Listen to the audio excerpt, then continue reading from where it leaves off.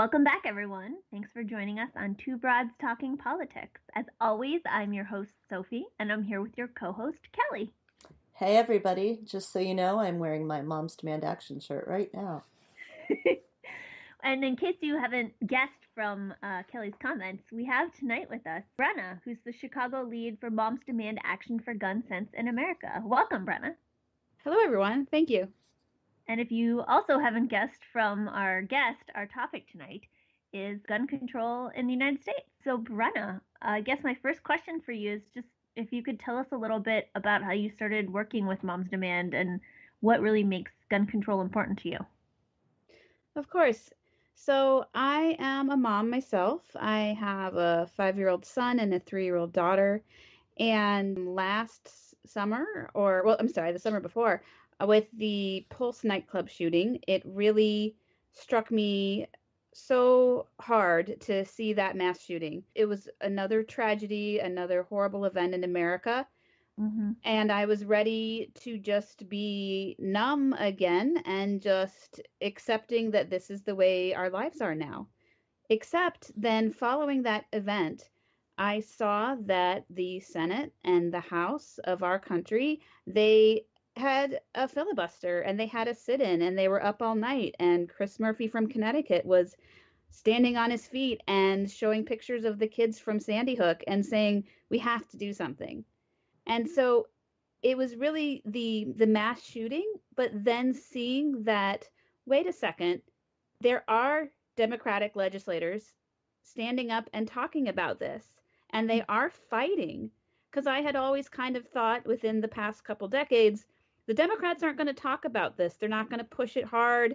They don't want to upset too many people. And I thought it would just always be like that. And to actually see them start saying, no, we've had enough, that inspired me to say, okay, wait, taking an action can actually do something. And I looked up on the internet for, okay, what can I do? What can I do? And I was looking at Twitter, and Moms Demand Action is very, very social media savvy. I saw them all over Twitter, and I looked up on the website and I joined right then. Cool. Yeah, I can definitely relate to that feeling. I feel like now that I have my son, I've always been concerned about gun violence, honestly, but I feel like now that I have my son, it's more immediate in a scary way. Yeah, I think so as well. I have a 6-year-old and a 3-year-old, and I remember when Sandy Hook happened that I couldn't handle it. I couldn't deal with it. I couldn't think about it. That it was so overwhelmingly terrible that I just sort of shut down and couldn't act. And I've talked on this show about having to deal with anxiety and having gone through treatment. And once I was able to sort of get treatment and realize the effect anxiety was having on my life, I realized that, in fact, you can't just shut the world out. And I had to think about it and I had to focus on it. And so now I'm much more able to get angry about gun violence. And that event was what sparked the beginning of Moms Demand Action for Gun Sense in America. It was the founder, Shannon Watts. It was just a few days after the Sandy Hook shooting that she said, we need to do something. And she was looking around on Facebook and she was, sending messages to her mom networks and saying, we have to get a group together. And she really modeled it on Moms Against Drunk Driving, that kind of grassroots level of getting mothers who are not going to back down and are going to show up to every single legislative hearing on any bills that were related to drunk driving until they finally said, we need some standards. And that movement of MAD, they made changes. They've made significant changes to laws that helped reduce drunk driving. And basically she said they weren't going to bars and saying, okay, now we have to ban whiskey, or now we have to ban drinking or prohibition or anything like that. They were saying you need sensible regulations of these things and there need to be consequences for things. So that's how she's approached the epidemic of gun violence, is saying specifically Moms Demand Action, we don't call for a ban on any certain weapons, even if some of us as members feel differently. But as an organization, we are saying you need regulations and you need consequences so that people who are responsible gun owners have accountability. And, So like that's kind of our main underpinning, is that we don't want to ban weapons necessarily, but we want to be able to have background checks, keep them out of the hands of domestic abusers, lots of different things that most Americans support. So gun violence is a much bigger problem in the United States than it is in most other wealthy nations. We have a much higher rate of gun-related death. Why do you think it's such a big problem in the United States? It's absolutely the access to guns and the lax gun laws. There are millions and millions of guns that are, you know, 10 times over the amount of people that are in America, that every single person, man, woman, and child, could be having multiple guns, given the amount of gun ownership. But it's not just the owning of a firearm. Not just owning a gun isn't going to make you, be a violent person. It's that there's just no regulations in a way that we can track the firearms, that we can 100% of the time prohibit people from buying a firearm that shouldn't. And also, there's just been a lot of hand tying by the National Rifle Association, the NRA. They've put a lot of, gag orders and just just prohibiting certain laws that would make us safer.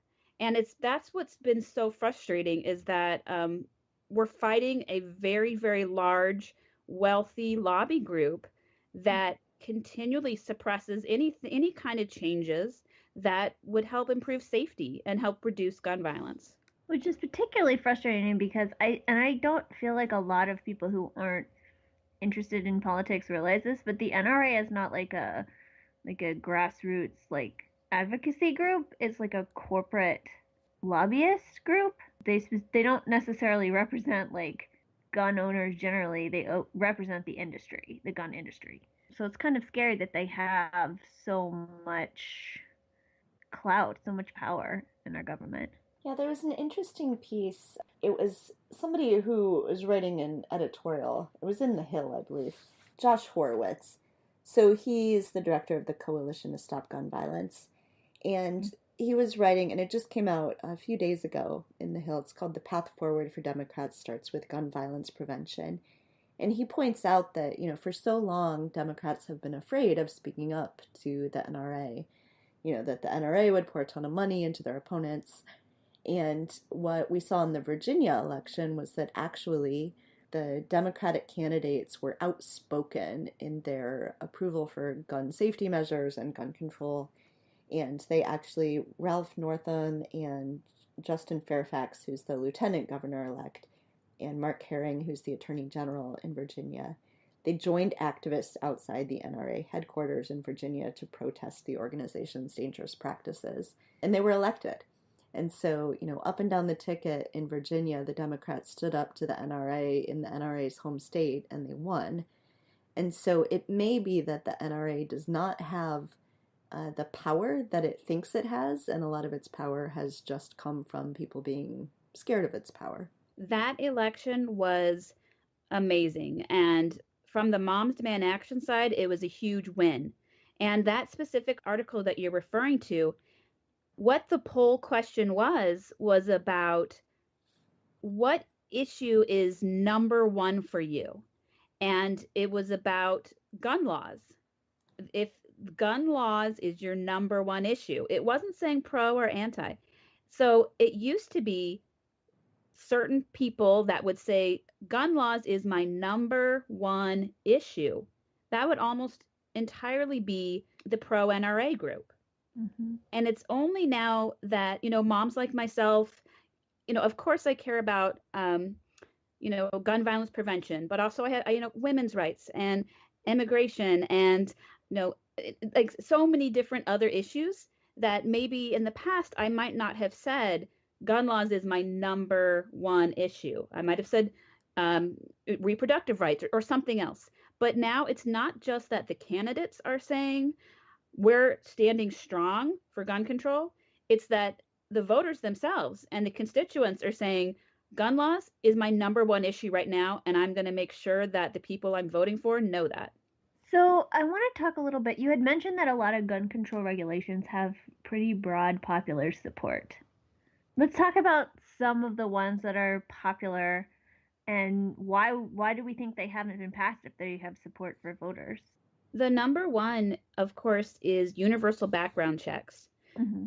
95% of the entire Americans support this. This includes, 98% Democrats and, over 90% Republicans and gun owners, even members of the NRA themselves, members say, yeah, I have no problem with universal background checks.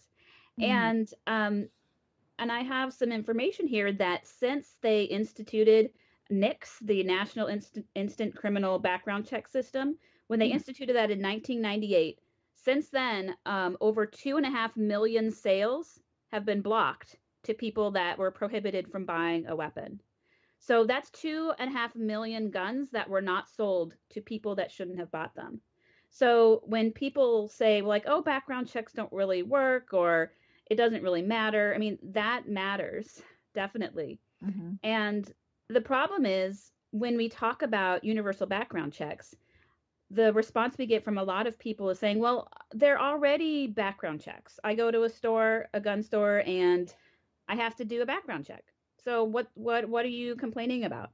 And the thing is that that's not true for every single sale. That there still are gun show loopholes. There's still private sale loopholes in many states, and there's just certain things where background checks are not conducted. And so if I'm a person who is prohibited from buying a firearm, and then I know, well, I'm not going to walk into my local gun shop, but I'm going to look up on Craigslist. Or, there's still things that happen, and people are getting guns out of the system. So we are pushing for, any time that a sale happens, that there's a record of that sale and you know who that person is so that it can be followed up on. And again, what you asked is like, why hasn't that been passed? The NRA. And it's kind of astonishing that they've basically put their foot down and they have given zero ground. So even something that seems as simple as background checks that people support, they've said they've pushed back against any kind of expansion of that.